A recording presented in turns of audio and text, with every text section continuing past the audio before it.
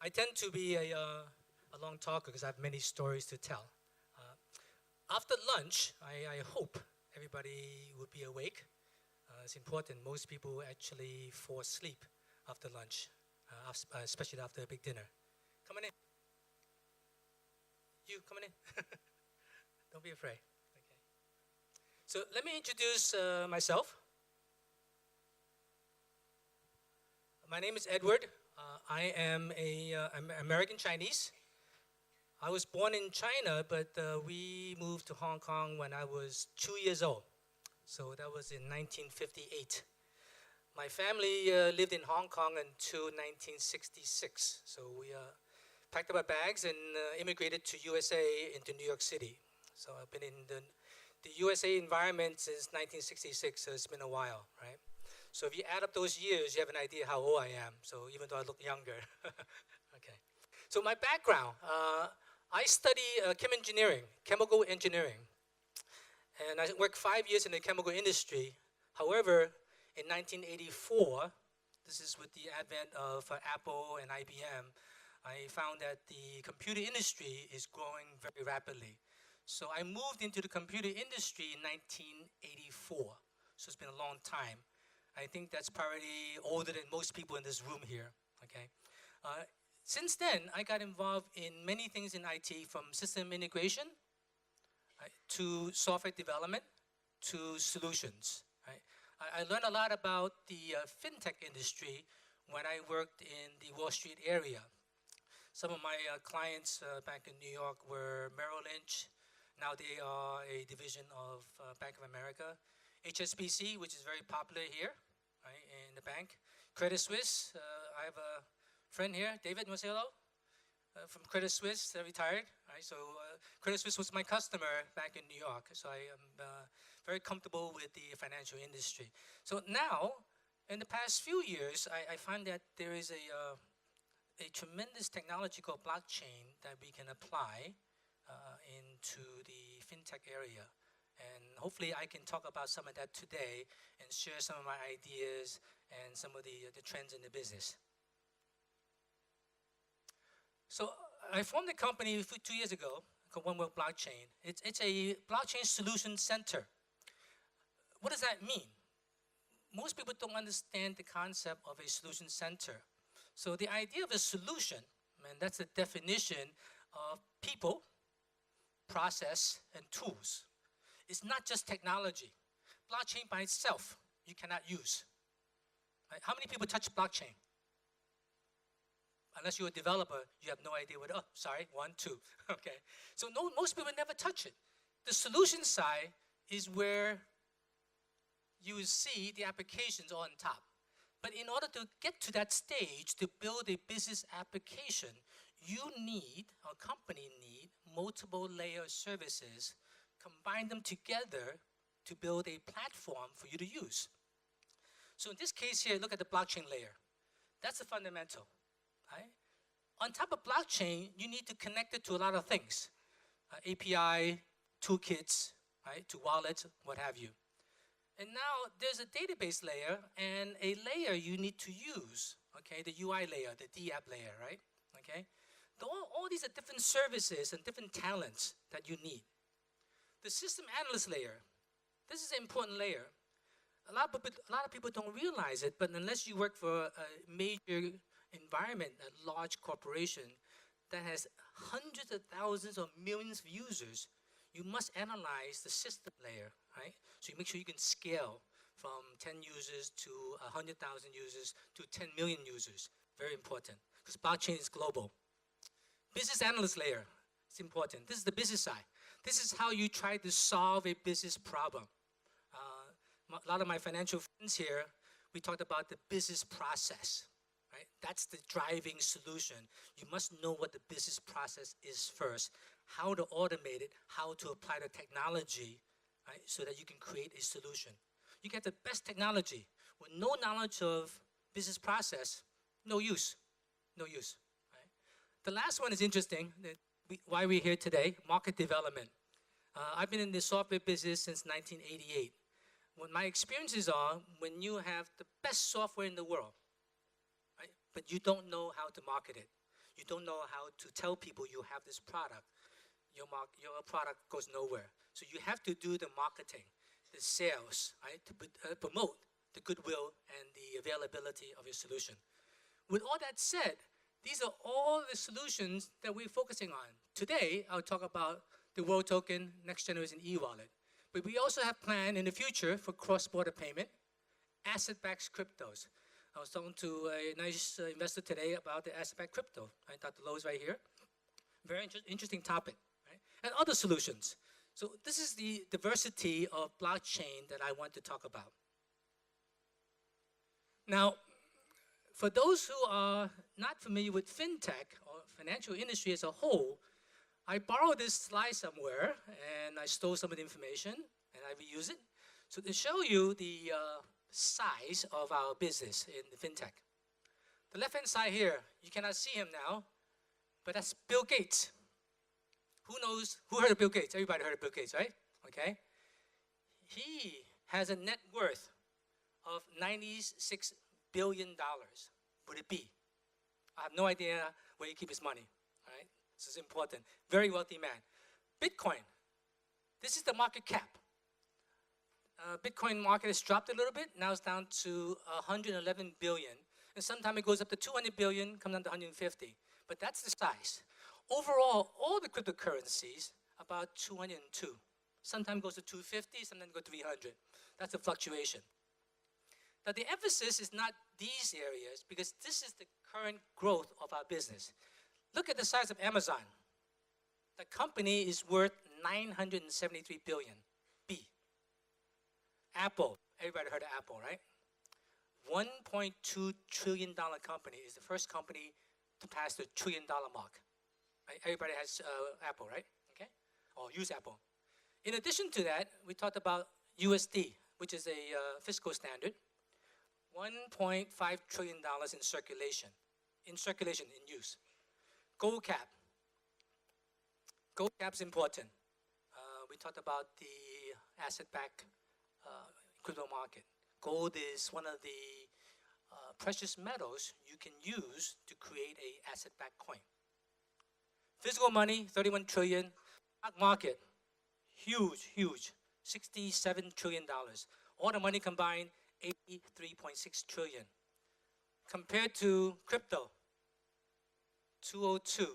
B, this is a baby, just the beginning. So where do you think the movement is right now? Where do you think the movement is? Is from the crypto side to here or from the fiscal side to here? Anybody? All right, so this is my view. This is going to be a conversion of the two sides. The crypto will move this way. Right? The fiat or the financial will move this way.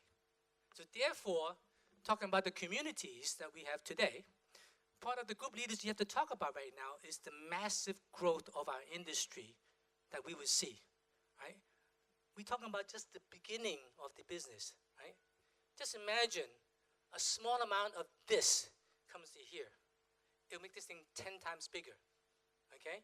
A small amount of money comes the stock market to here. It'll make it 100 times the size. Right? So this is how important it is to understand the financial market and how it influences the fintech. Now, I also borrowed this slide a long time ago. This actually paints in my opinion, a good ecosystem on the use of technology. Right? I've been in the software business since 1988. I always focus on the application layer. Right? You have to allow a business user to use the technology. They don't want to know what an OS is. They don't want to know what a blockchain is. Right? All they care is that I want to turn the computer and use it. Right? And use the application to serve the function of business. All right, with that said, look at the upper right-hand quadrant. Digital currency. This pointer is a little weak, but it's okay. E-commerce, global payment, remittance, right, microfinancing, micropayment. This is what everybody's talking about today. But if you look at the capability of blockchain, blockchain is a distributed ledger. It can record anything, right, in a distributed form. So record keeping is us. people need to take advantage of the fact that now I have control over my own records, right? So I'll talk about that later on. But here's an example of healthcare, right? Title records when you own a house, ownership of anything that you have in place, voting. We won't go there. Being an American, Donald Trump and the Russian voting situation, right? Okay. Intellectual property, very important. Don't laugh there, David. My good friend David there, we talk about the American system quite a bit, right? So the voting is very important. You know why? In blockchain, once you record your transaction, you cannot change, you cannot delete, you cannot modify, right? So it's a trusted, immutable system, right? On the lower left-hand your left-hand quadrant is securities. Right? This is an area that a lot of people say, what is it all about? But that's where the old world money is, okay? The stock market, right? The private market, the equities, the asset-backed crypto. This is a big area that the old world is comfortable with. Sooner or later, is going to merge into the new world of blockchain, okay? Your left quadrant, smart contract. Our friends at Ethereum call the space there. To me, it's nothing more than an application area where you can use the protocol to transmit the instructions, right, of the software. Okay, so that's what I see as the blockchain ecosystem. There may be more, but this covers what the blockchain technology can do. But it's not just blockchain by itself. It's understanding the business process, how to automate it, and how to take advantage of the blockchain. Okay. This is something that I feel is important for those who are involved in the business. I see this as a history and a trend that we must understand and promote, especially within the communities that we have in place. Blockchain has been talked about for quite a few years. So what I describe is the fact that when I first looked at this in 2014, it's called the Year of Enlightenment because people just start to read about blockchain. Oh, God, this is kind of cool. What is this stuff, right? So enlightenment that they realize they can do something with it as a distributed ledger, okay? The year after that, the year of the hype. Hype is a good word. A lot of promotion, right? A lot of promises what blockchain can do, right? But it's still hype. It's a promise, right? And a lot of the bankers, and even my friend David Chinnery, don't believe in some of this stuff, but it's a hype, right? But you have to make it into reality, right? 2016, that's when I first really got serious with blockchain. Right? The year of the POC is called Proof of Concept. We go back in the software days where we're trying to apply a business problem and create a solution, and you want to test it, okay, and see whether this concept still works or still applies. It's called Proof of Concept, okay? 2017, last year, wow, big push. Everybody talking about ICO, crypto, coins, talking about blockchain solutions. It's a year of the pilot. A pilot means now you created a prototype and you apply data, real life data into it to see if it actually works, all right? So, example, Singapore created a proof of concept and a pilot for a country coin, okay? So they have to apply what they think is the proper solution into a pilot as an example of the production. This year I like the most, 2018, because I find that being in this business of software since 1988, if you don't have production software, right, upon the language, it's still a lot of BS. You need to use the stuff, right? So this year, if you have the ability to find software solutions in a production format, you can download and use and solve your business problem. This is the year. So myself, being in this business, I try to push all of my colleagues in various communities and various partnerships in blockchain. Quickly, please, produce something that people can use, right? Year the production. Right? It will continue on to next year, of course, okay? So this is how I see blockchain moving, right, into the next world. Now, before I go into some of the products I want to promote or I want to talk about, I want to talk about one key idea in, in production that pretty much changed the world, right? I remember going back, and I'll put this in my pocket for a second. Back in the United States, my son, on his 18th birthday, asked for an iPod Nano. Believe it or not, this is his. I bought it for his birthday. He's 30 years old now. I bought it when he was 18. This was the coolest thing back then. The iPod Nano. Has a little camera in the back. Music, pictures, video, all in place, right? I'm telling you, this thing was, you had to stand in line in USA, in New York City, to get a hold of this particular product, right?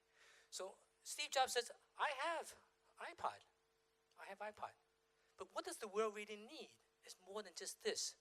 So he worked with some partners in the United States, a little company that used to be called Motorola. This is my phone, by the way. It's about 12 years old. This is the coolest phone. Back in the days, you know, take it out of your pocket, flip, right? Motorola was the kingpin in cellular phones. Who remember these guys? Who had them? You could drop this thing 50 times, it still works. Unbelievable. Where are today? They're gone, unfortunately. When Steve Jobs held up these two items, he then showed the world, he said, I believe the world needs this product. He created the iPhone, right? This is not just an iPhone. This is your life. This is an ecosystem. So in addition to combining the various best of technology out there, he created the whole environment for you to live in iPhone. You can download music. You can, in essence, buy things through it. You can, in essence, chat and form groups in here. Right? So he, with one idea, changed Apple from a medium-sized computer company, right, since 2007 to today, over a $1 trillion industry. Right? There's a reason why I'm telling you this story, right? But that's what happens today when you have the vision and the ability to combine the best of technology to solve and deliver production systems into the market. Okay. I got too much stuff in my pocket now. Let me empty that, sorry. Okay, there's supposed to be a drum roll now. I guess I didn't pay for that, right?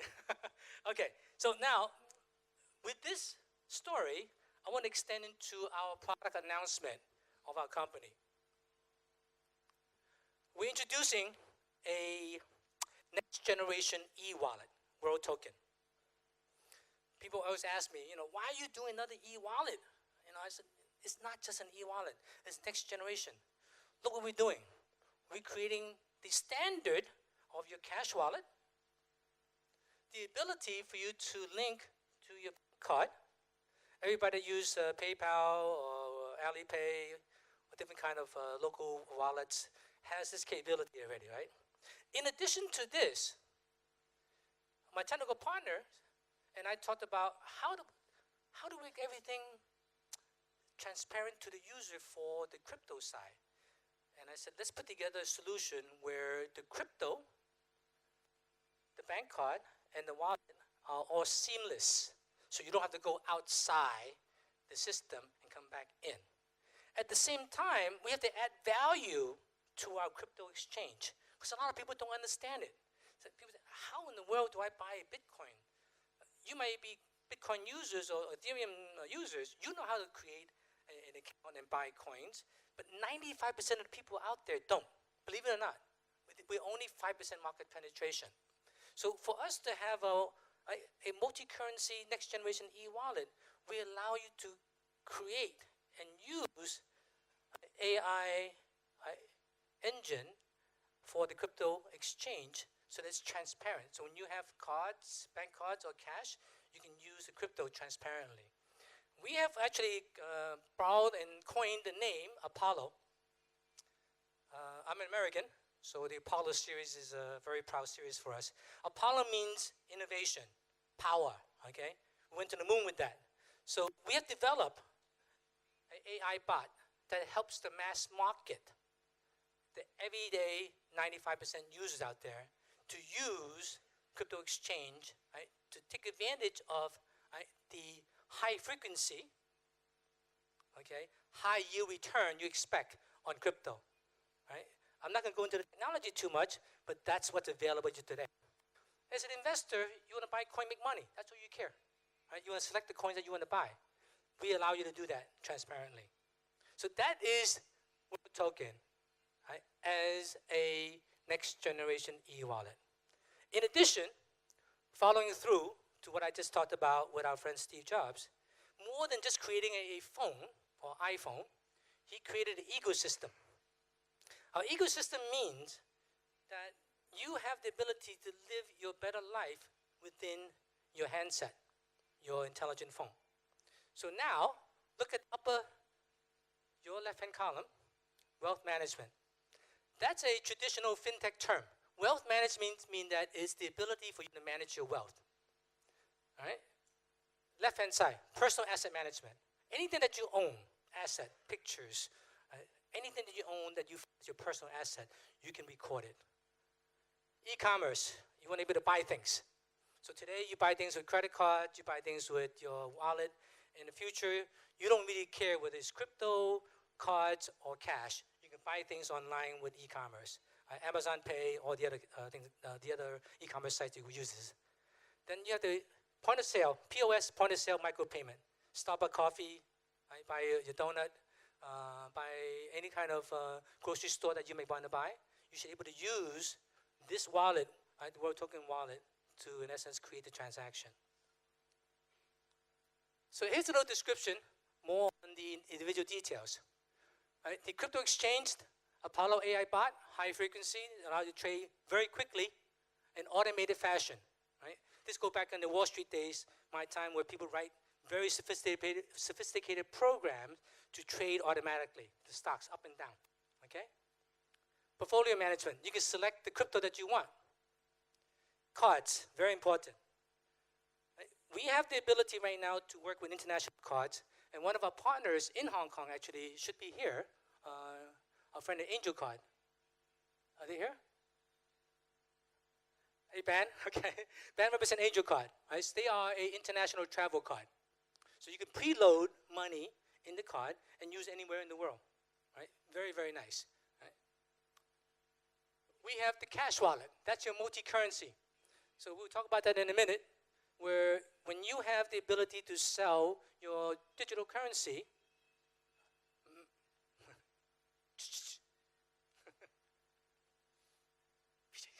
sorry, okay, he's a friend of mine. So with the cash wallet, you can in essence have multiple currencies, because the exchange we will have in each major countries, where you can sell your crypto and get USD when you're in the United States.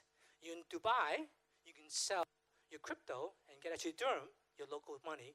You don't have to worry about going to the bank or ATM and stick your card in there, as you always have local currency to work with. Okay? Investment services. I like this one because I came from that world at one time. A lot of people don't talk about this, but this is the old world, but it's still a very stable world that we should take advantage of. Right? You can't live in the crypto world all your life. There are times you have wild swings. Right? He said, what I'm going to do now, I don't want to wait for the crypto to stabilize. I made some money, I want to do something with the cash. So we have partners right now built into a system, so you can send the money and have actually an account set up for foreign exchange trading. Right? One of our companies that we partner with is in Hong Kong and Shenzhen, and also they are going to be expanding in the United States and Dubai. They have a bot also, but for foreign exchange, buying currencies. They could almost guarantee return 8 to 10% per month. Pretty cool stuff. All right? The other one we have is securities. Right? Securities is standard stocks. Again, very traditional. You want to put money away for your children's college funds. You don't want to mess around with any fluctuation. You buy securities, hold on to for 10 years. Okay? Partner with large capital trading. This is a large investment. If you happen to be a Bitcoin millionaire, you have a lot of money. Take advantage of that. There are a lot of trading platforms with cash that you don't have to send or I would say locked up to trade and make money in the MTN platforms. So I'm describing this thing to you because this is the ecosystem. You want to have one next generation e-wallet in hand that can do all of these things for you. I want to hit upon a little bit on the personal asset management. This is more of a personal situation. I live on my phone now, and I keep everything on my phone. The problem is there's no good record keeping ability, especially at my age. Believe it or not, I'm 62 years old, so I have to take care of my health quite a bit. It's important. So we have right now a partner that has produced a terahertz scan that allow you to scan your body, have a full record of your bone mass, your muscles, your heart organs, how well they're doing, and keep that information in your phone. Because if something happens to you, you go to the hospital, you should have that information. So terahertz is between microwave and infrared. Right? That band is a very good band. It does not harm your muscles, your body. It gives you full details of that, of your inner side of your body recorded in your phone. Right? I believe also, since I travel a lot, I travel all over the world, I want to have my medical records recorded here. Very, very important. Okay? Real estate. A lot of people own real estate. Titles of a house. We have the ability to record your records in here. Okay? Very important. So you own more than one real estate, own some house in Australia, own a house in Hong Kong, one in New York. You can record all that, so no one ever asks you, where's your stuff? It's, oh my God, I don't have it. It's somewhere else, okay? I travel a lot. People always ask me for my passport. So I have a digital copy of my passport. I want to punch it up right away, very quickly, to pull up all this information. My children are in the United States. My son is 30, my daughter is 28. So I need to keep track of their records, you know, their birth certificates, all the basic stuff. So in case something happens, I have an idea, right, what my children's records are. So this is all on the asset side. Now, I don't know about you guys, but through time, you will accumulate some very important personal assets, maybe jewelry from your grandparents, right? Maybe a picture from your great-grandparents. All those personal items, you should be able to record and save within your system, right? And you own it. You don't have to worry about where it is, right? It's very important. I have some friends that talk about the antiques that they own. They buy antiques worth a lot of money. So having an asset management tool in place to keep track of the records of their value is very important to them. Now, in this page here, I want to ask a sort of a technical question. Now, I came from the technology world in New York, New Jersey. In New York, there's a company called IBM, right? Their development center is in Unblock, New York, north of New York City. So back in the days, there was a very hard delineation, a separation between hardware and software.